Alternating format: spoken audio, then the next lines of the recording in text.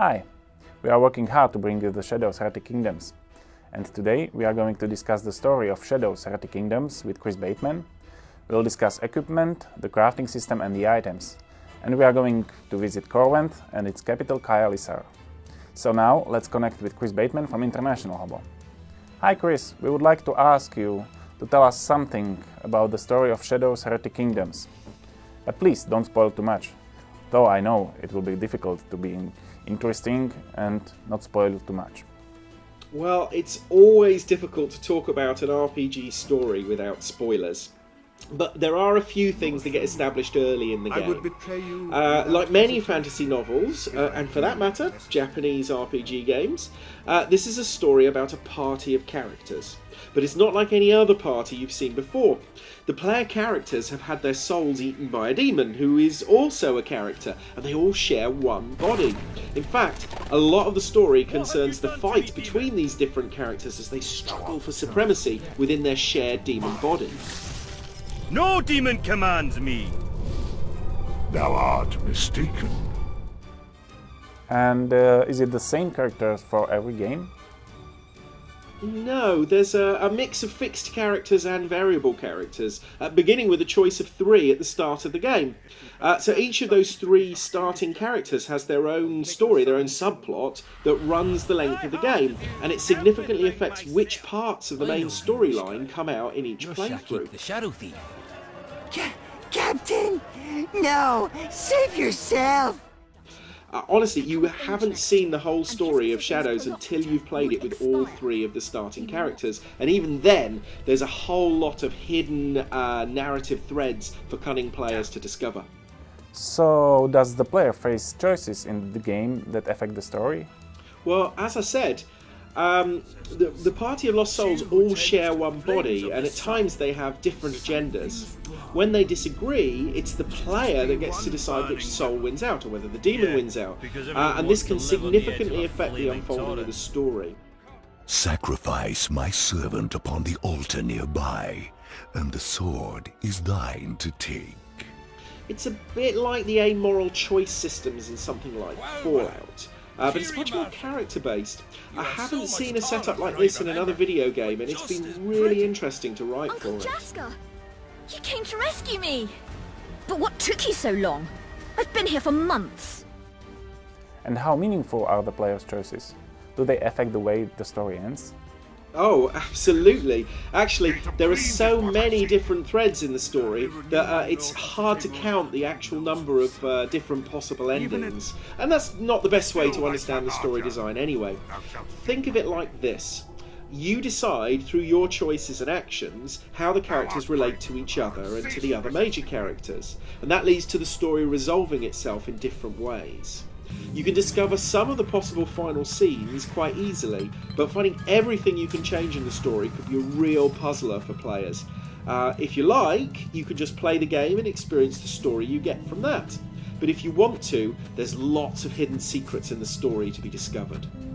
Is the story serious or comedic? Well, just like Cult, the story is dark and serious, but some of the characters do have a lighter edge to them. Very confusing. Bet it takes a lot to confuse you. I think fantasy can be awfully drab in its seriousness. So I try to write characters that have a little bit more personality than the typical fantasy character does. And a little comedy does come in there. But this isn't parody, it's not like Discworld, which I worked on in the 90s. It's a sword and sorcery world through and through. It's just some of the characters aren't afraid to make light of their situation from time to time. Oh, and there's some bitchy dialogue options for players who like that. I hope the players get to love playing these characters as much as I've enjoyed writing them. Chris, it was very interesting to hear you talk about the story.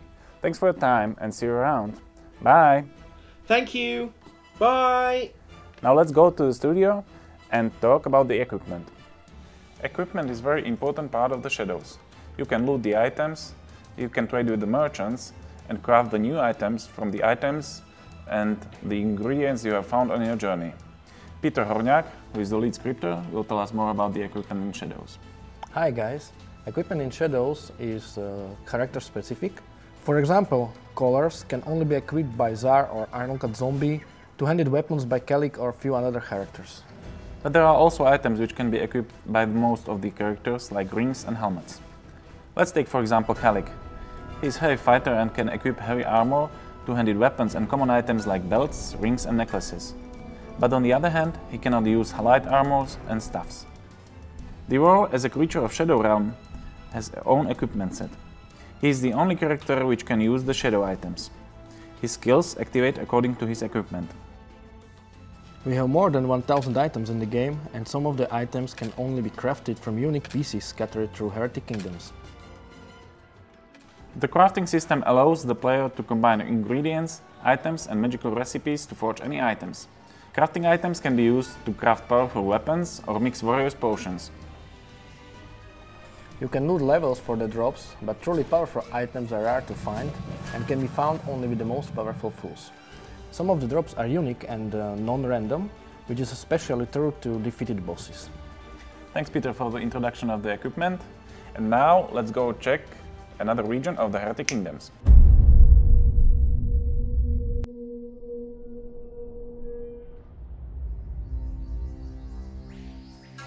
The wilds of Temuria have long been a dangerous place for any traveler. But since the accession wars, the situation has worsened.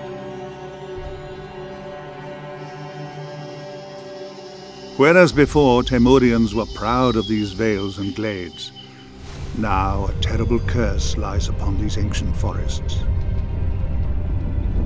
Of this calamity, I can claim no responsibility. The Conclave brought this doom upon its own land, an act of desperation at the close of the last war. My sole expedition across the Temurian wilds was challenging, even for a superior mage such as myself. But even I would not wish to traverse this forsaken greenwood now. The final curse of the Conclave has warped the indigenous animals and elementals in ways I do not yet understand. And werewolf anarchists, seeking the fall of the Conclave, conspire in forgotten strongholds to return Temuria to its untamed past. With Zar as their guide, my allies might just be able to reach the city of Duratir. And now we are at the end of this diary. I hope you learned something new about Shadow's Heretic Kingdoms. If you like what you have seen, you can play the game on early access. And if you are still undecided or are waiting for the final build, check out in the next diaries. We'll examine the combat system, we'll talk about the party system and travelogue, we'll continue north of Kailisara to the Wastes. They are inhabited by the races of mighty Sura clans. So thanks for watching, comment it, like it and share it. Cheers!